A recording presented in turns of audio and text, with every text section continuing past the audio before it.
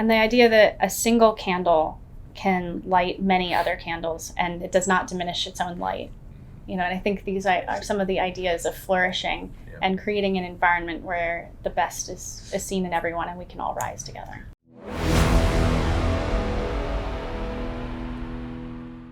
Absolute honor and privilege to welcome Scott Osman and Jacquelyn Lane, all the way from New York, who are here.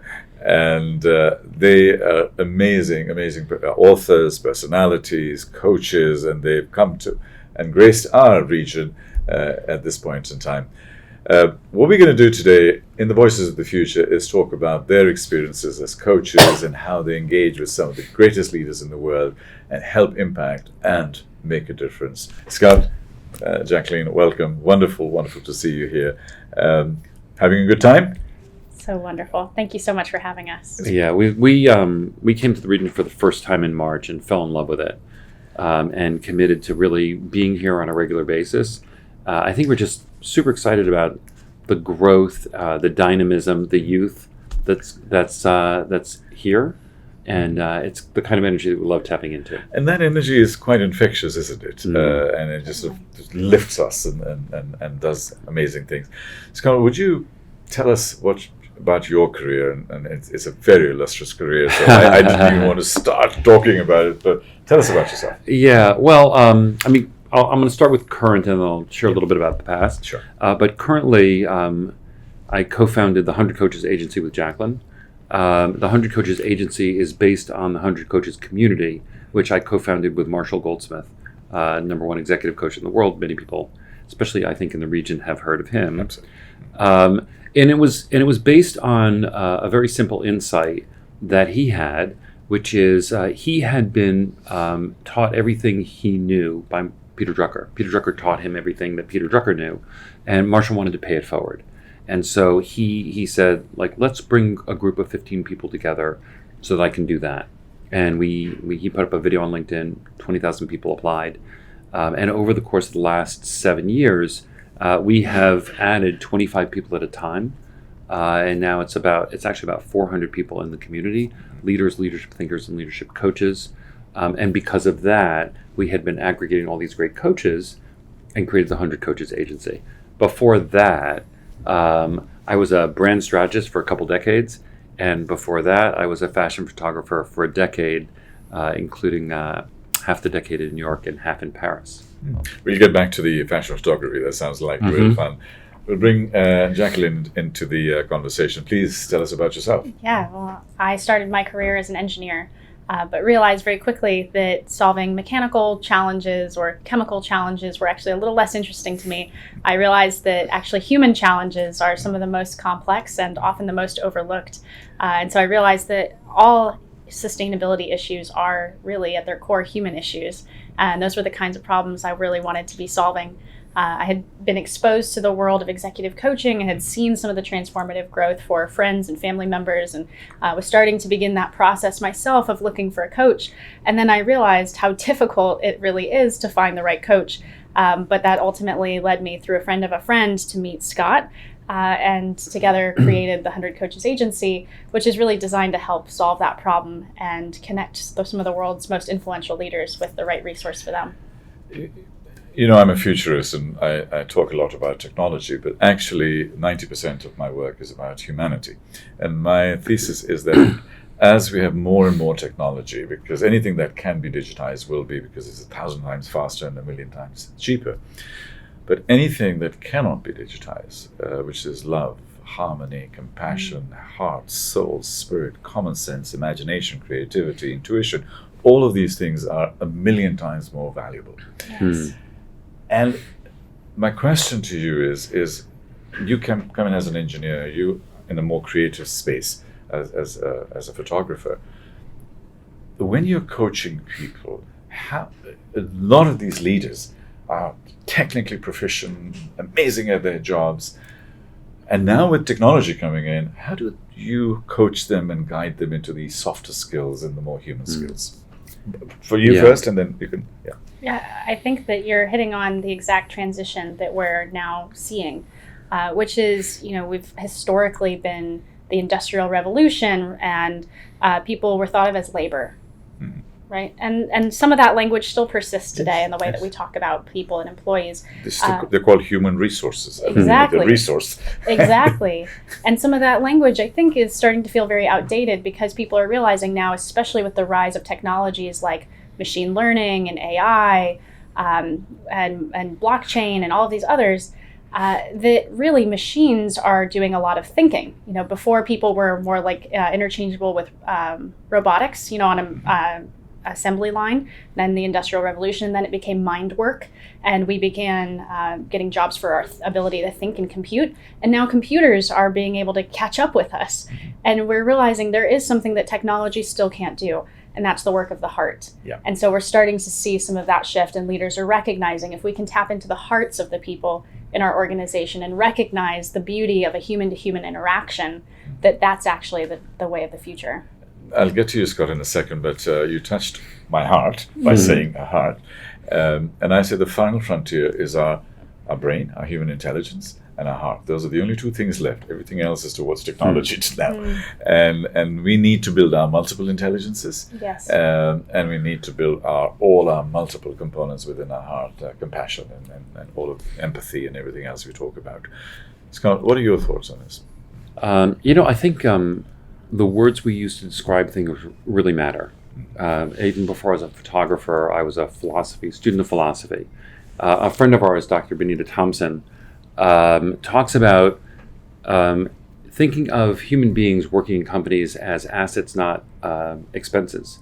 I think too often we talk about, the assets of the company walk out the door every day, but we treat them like they're expenses, like they're expendable, like they can be cut, like they're not worthy of investment. And I think that's one shift. We've started to see human beings as assets instead of expenses. That would be huge. I think the other huge shift could be if we started to think of, and it's only because of the way we think of this, the work of the mind that you were describing and the work of the heart that you're describing as being technologies themselves. Right? I think interpersonal relationships are as much a technology as computers are. Yes, and actually they're beyond technology, perhaps. Yeah. And they're a complex technology, and because we don't understand how that technology works from a scientific way, we don't treat it that way. Yeah. But if we did, it would have the respect that the other technologies have, and maybe we'd move that into that realm of being an asset and learn how to cultivate it and grow it. But even to this day, the accounting system and does not recognize the human asset in the balance sheet. That's correct. That's actually Dr. Thompson's work specifically is to change the balance sheet, which it's a big lift. But she said the only way we're going to really treat human beings correctly is if we change the accounting principles behind it.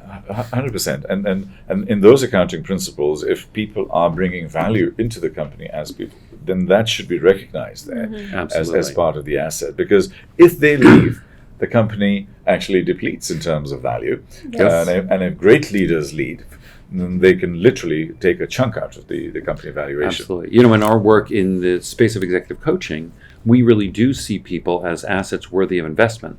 And that's what coaching is. It's taking your asset, and usually in our case, because we're working with the top value creators in the company, taking your high value creators and helping them through coaching to create more value.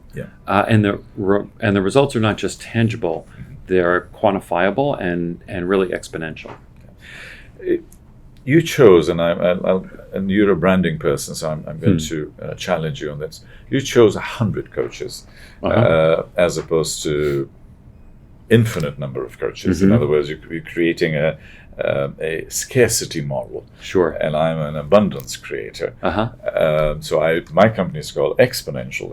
It takes off, and there are no boundaries and stuff like that. This program that we're doing, and this talk we're having, is Voices of the Future.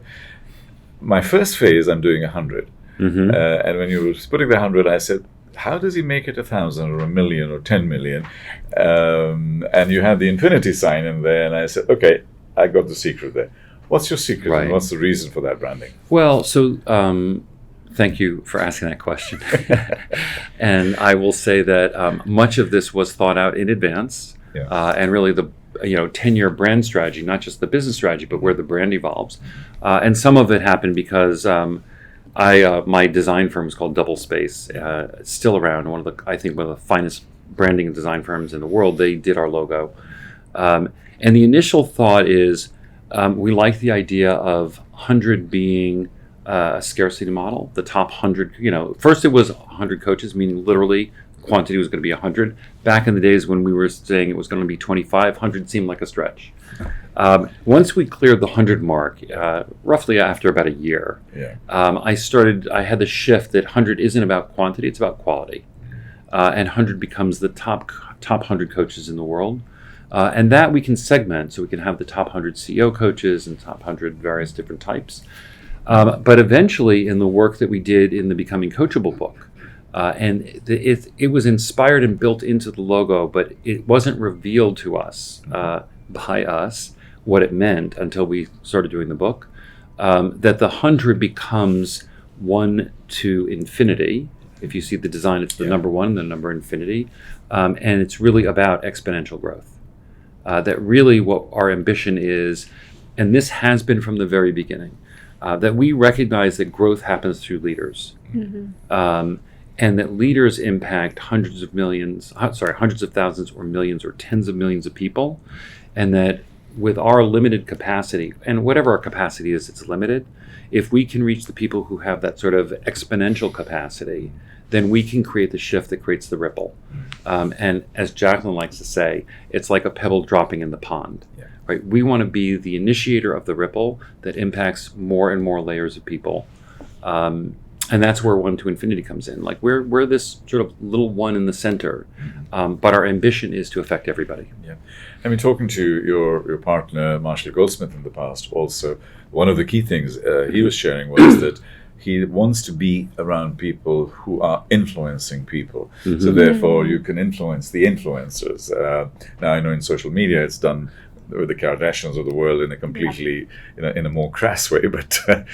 Sorry about my opinion on that, but you know what I'm saying. But you are bringing that multiplier effect in so effectively. Do you consciously go in there and sort of say, this CEO, he's impacting 1 million people and he's doing something wonderful? Or is there other criteria for that selection? Yeah, so when we are working with people, often our mark is these are value creators who are at inflection points and they're open to flourishing. And that's really the core of how we look at this. If someone is creating a lot of value in the world, and that can be tangible and intangible value, certainly, and if they're at an inflection point, meaning they're on that growth trajectory somewhere, right? They understand that there's a certain time and a place for which they exist, and they really want to make that change or take advantage of that opportunity. And then, of course, the open to flourishing piece, I think, is that person who recognizes just what kind of an impact they have. Now, maybe they're not completely embodying that yet, and maybe the coaching process is part of what helps them get there. But this goes back even to that idea of 1 to infinity, that so much of the magic, so much of the value is created in the space that exists between us. Yeah. We are helping to shift leaders from thinking, I own it, I need to do it all, yeah. It's on me, it's on my shoulders, to instead saying, I want to unlock the potential that exists in between all of these people and the collaboration that can happen with us together. You know, as I grow older, I'm becoming more socially conscious and more conscious about humanity and our planet and all of these environments. Even though I have been brought up in a democratic environment and also a capitalist environment, so I fundamentally agree with the principles of both. I think, in my personal opinion, both those models are struggling. Democracy is struggling because of all of the hyper targeting with social media and stuff like that. But capitalism is struggling now in terms of hyper-capitalism, where money is the only outcome. Right. Value creation is the only thing that is celebrated. What are your thoughts about when you're coaching people and they say,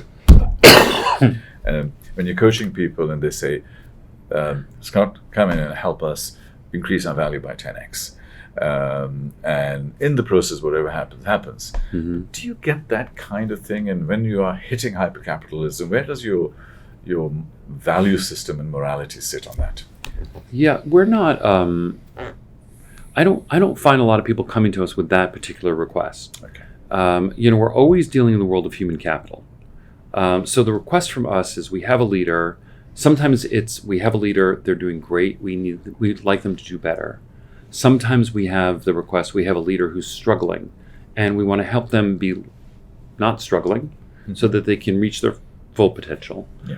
The capital part of it comes with the territory, right? These leaders need to grow.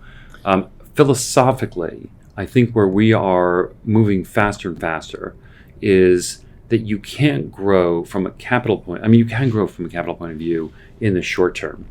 But I think, as you've been alluding to, the younger generation is uninterested in the hyper capital growth of a company anymore. And in fact, I think the hyper capital growth focused company is a red flag for them. Yeah. And so if you want to attract the best human capital, which all companies recognize they need to do more than just be focused on the capital part of it. Yeah. And they realize that foosball tables and snacks are no longer the coin of the realm. That the coin of the realm now is this company, in our term we use flourishing, but there's a lot of other terms for it. Does this company care about the planet? Does this company care about people? Does this company care about sort of broadly writ sustainability and purpose? Sure.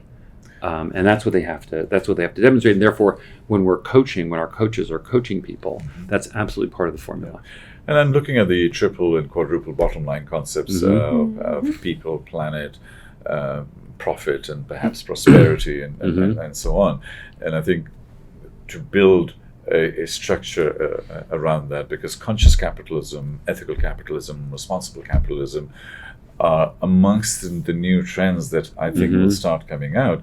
So you don't need to be the $1 trillion company all the time. You can be 500 million and still be okay. Yes. That kind of thing. Yeah, I just, if you don't mind, jump in on one other thought. In 2011, I sat in on a presentation. I was working for one of the Fortune 50 companies as a consultant, brand consultant. We were repositioning the company, and we were a digital agency came in and did a presentation, which I'll never forget because I think it's also relevant to what you're just saying. They were saying how you have a digital strategy, digital marketing strategy, you have your regular marketing strategy. They said, that is old news. Yes. There is no such thing as any strategy that doesn't incorporate digital. And I think the same thing is starting to happen, may already have happened, with some of the early adopters, that there is no separate corporate responsibility strategy. There's no separate purpose strategy. Purpose has to be in the center of everything we do. Yeah. And I think I was doing that work actually with Landor Associates as a brand consultant globally, 15 years ago. And we had to convince people of it. And now it's the way people talk. And I think it's the future. Yeah.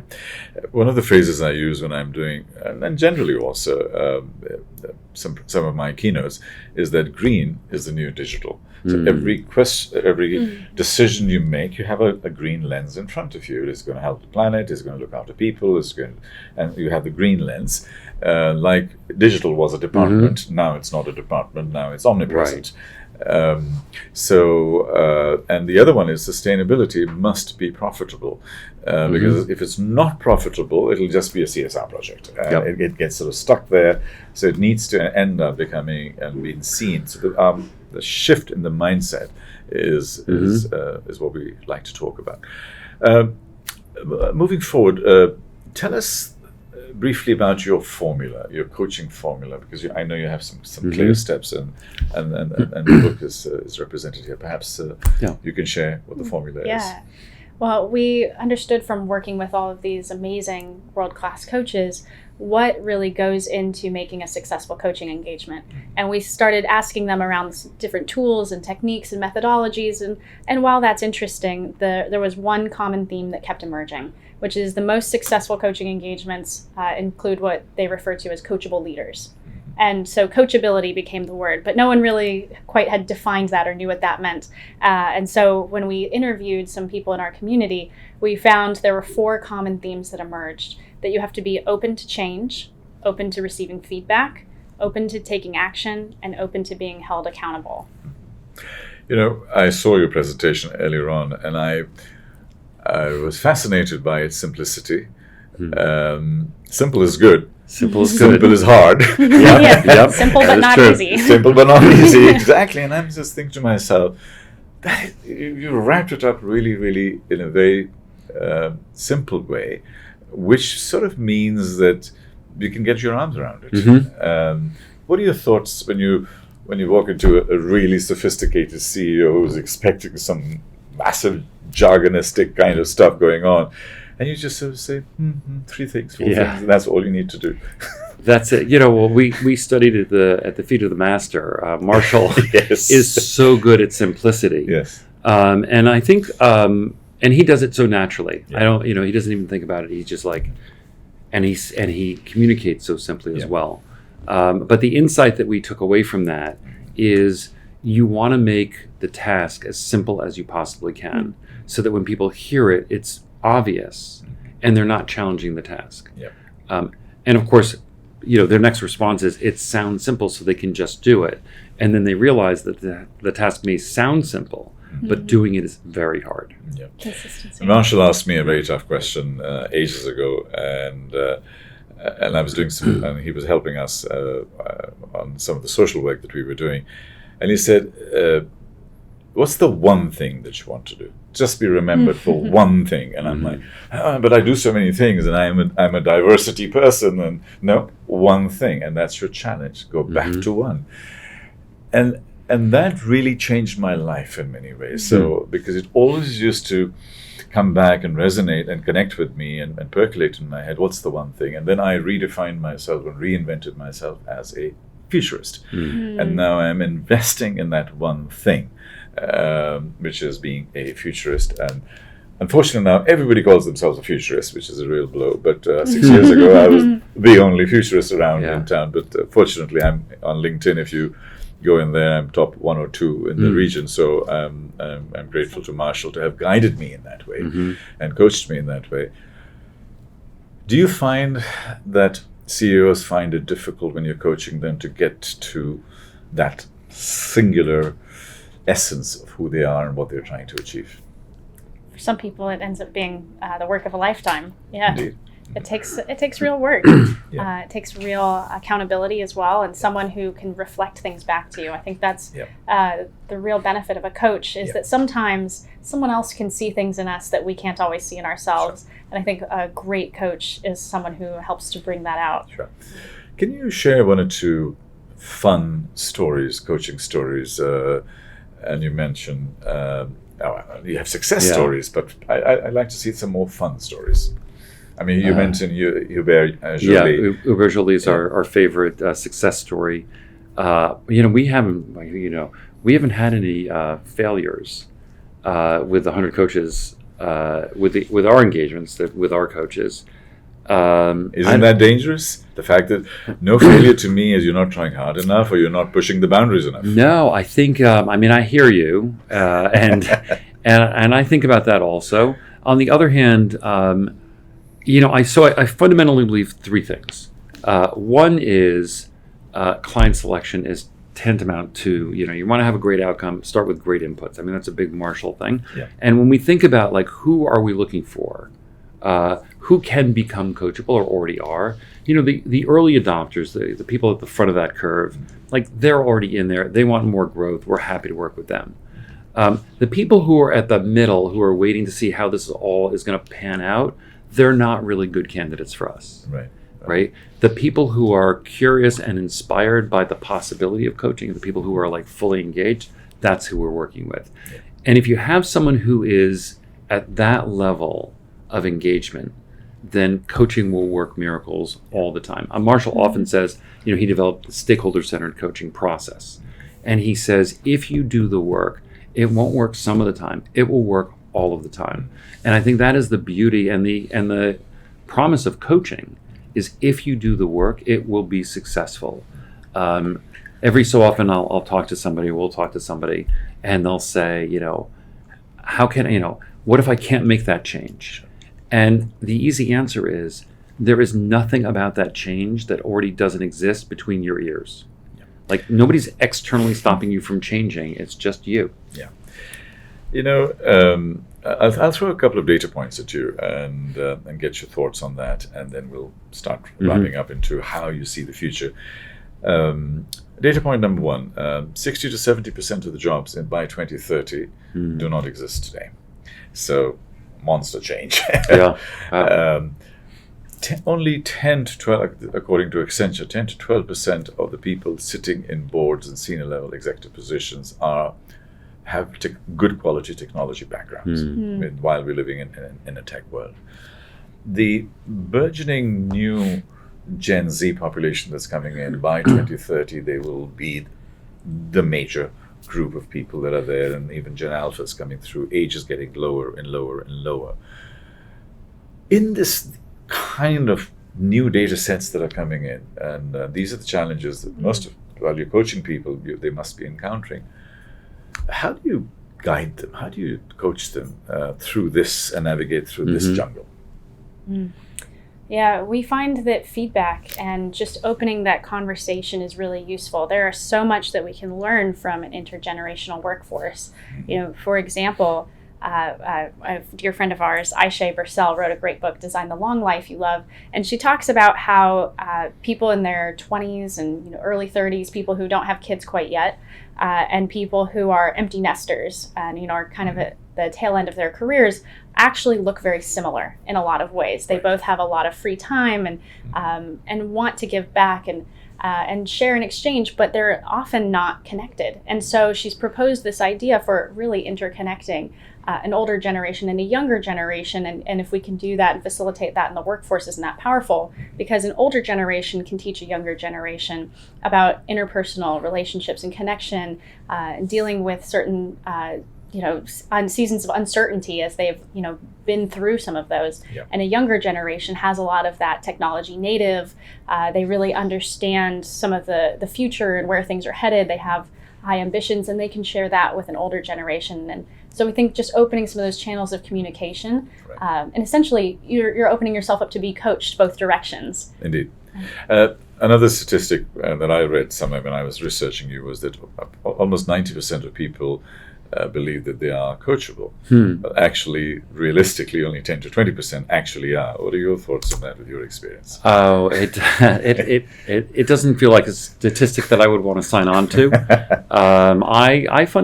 I fundamentally believe that most people are coachable. Okay. That the right coach with the right message can unlock almost anybody. Okay. And I think going back to your earlier question about like the jobs of the future, and doubling down a little bit on an earlier statement I made, I think the jobs of the future are going to be heart technology jobs. Meaning the jobs of the future are going to be focused on people who are very good at relationships and understanding the interpersonal skills. Because as we start to strip away all of those old, as Jacquelyn was saying, the old industrial skills where we had to use our muscles, and now the old sort of thinking skills where we had to use our calculating abilities, the new skills are all going to be the hard skills. Yeah. Indeed, and I think we're preaching to the converted. So as we can keep chatting away, and I think I'm enjoying this a lot. But in the interest of time, let me ask this question to both of you: if you were to put a message in a bottle, which we'll pick up, let's say, in 5 to 10 years' time, Jacquelyn, what will that message say? Your kids perhaps will pick that up, and you've left a little message in a bottle. Oh, man. There are a few things that come to mind. So it's first that a rising tide lifts all boats, and I love that idea. Yeah. And the idea that a single candle can light many other candles, and it does not diminish its own light. And I think these are some of the ideas of flourishing and creating an environment where the best is seen in everyone, and we can all rise together. That's a lovely message in a bottle. Scott, follow that. Well, I'm gonna crib from somebody that we really admire, Alan Mulally, and say, love and be loved in that order. I think leadership. Well, actually, I'll crib from even another great Frances Hesselbein. Leadership work is love made simple. And I think that the leaders of the future, the ones that create real flourishing, understand and embrace that that love, and it's such a, we talk about this, it's a hard word because it's really fraught for a lot of people. But what I mean by lead with love is if you really care about the people that you lead and the people who are your customers, and really put them first in the way that, I'll quote Hubert Joly, who wrote a book called The Heart of Business. If you lead with your heart and you think about people as being heart count, not head count, it transforms everything. And I think that the leaders in the future, and I hope it's only 5 years in the future, really embrace and recognize that true growth, the true limitless power, limitless energy of everything we're creating comes from loving each other instead of trying to extract things. Then there's a lot of hope for us. I think we can do almost anything. Brilliant. Is there anything that you would like to have mentioned that I may not have asked, or would you like to deliver a message of some kind that I may have missed? Or we've done enough? We think what you're doing here is really amazing. We think it's so important to have a message of inspiration for people, to tell them what's out there, to build that trust and let them know that there is a really hopeful and beautiful future ahead. Thank you so much. Jacquelyn, Scott. Oh, yeah, I'd add one other thing, and that is, I know you said you were one of the early futurists here in Dubai, and that there are many futurists now. But we just started experiencing this region, and clearly there's a lot of the future happening in this region. And I hope that people like you can help the region lead and hold them accountable for the kind of aspirations that they have today into the future, because I think there's a lot of leadership to be had here. We have been really struck by the heart of the people that we've met here. We're relatively new to the region, and it's just extraordinary what you're building from an infrastructure point of view, but also from a social net point of view. Is quite remarkable, and it's really something to behold. Thank you very much. I mean, what Voices of the Future is doing is getting 100 voices together to amplify, to have collective amplification of these people, collective consciousness, and collectively making a difference and bringing about meaningful change as we look into the future, because people are scared of the future. We need to help them become future fit, future ready, future proofed, actually. And that's part of the whole process, because and this whole movement, it really isn't a book or a podcast, it's a movement which will spread hopefully all over the world, but hopefully with support from people like yourselves, to make a positive impact in the world. And I think that's who I am as a person, and that's what I'd like to leave behind as a legacy. One of my favorite quotes is, it's more effective to light a candle than to curse the darkness, and that's exactly what you're doing. Thank you for lighting that candle. Thank you very much. I haven't heard that, but I'm touched. Appreciate that. Scott, thank you very much. Jacquelyn, absolute pleasure to be here. Thank you. Thank you.